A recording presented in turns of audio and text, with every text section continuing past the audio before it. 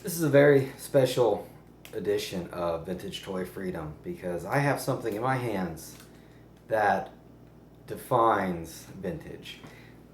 Kind of push the envelope a little bit with some of these. Some people define vintage as maybe prior to 94.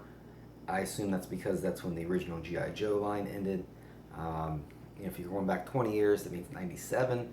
But then you're starting to include some really kind of less desirable toy lines. So I think 94 could be okay. I think pre 90s might be a good barometer. But this is going back even farther. This thing is older than me. It's older than my parents.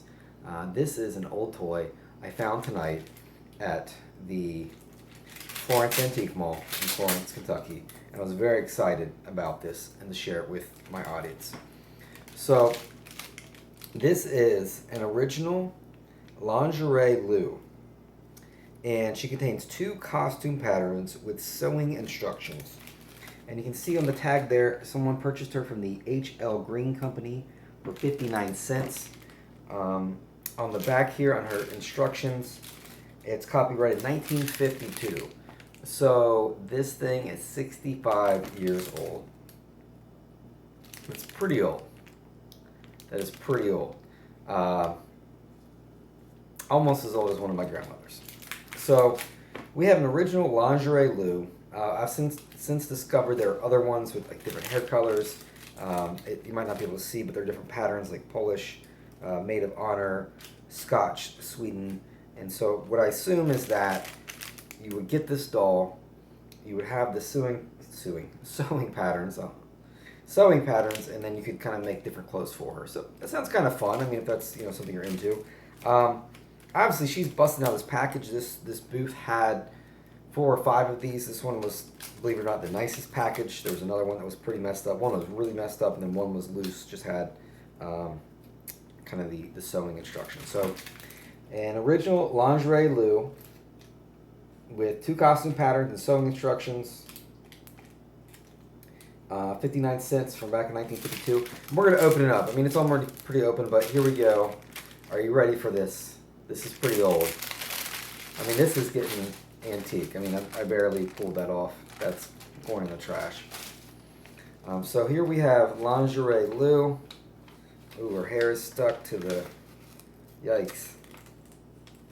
Ouch, that's gotta hurt. She's got some hair stuck. Her head is kind of loose. She's not very... she's got some articulation in her arms. You can see, I don't know how well you can see those creepy eyes, but they're kind of those scary doll baby eyes that go up and down, up and down. Her hair is just kind of glued on. Not the most well-made doll that I've ever seen. So there she is. Well, she's kind of staring into my soul. That's freaking me out a little bit. So you can make these yourself. There's different costumes from different countries and dresses. So I guess that's just sort of the catalog there to kind of, you can collect them all. And then we have this pattern here. I am not a seamstress. In my younger days when I was punk rock, I definitely sewed patches onto my pants and zippers and things like that. But it's been a while. So this is for a German doll. So I guess you measure this and kind of cut it out and sew it yourself. And then we have one here for an Italian doll, the Lingerie Lou pattern number 103. So it's a pattern. Again, these say copyright 1952 doll bodies. This is some very weathered, very frail paper. You can see that Lingerie Lou insignia right there, that logo, which is kind of cool. Not really sure why it's called Lingerie Lou, because she's stark naked. She does have some little slippers on there, but she's definitely not wearing lingerie, nor are any of her outfits lingerie. They're all dresses, so pretty fancy dresses. Maid of Honor, bride, bridesmaid, and then ones from various countries. So I don't know what I'm going to do with this. I don't know. Maybe toss it up on eBay. I kind of don't want to keep this because, if I have guests over, they might look at this and wonder.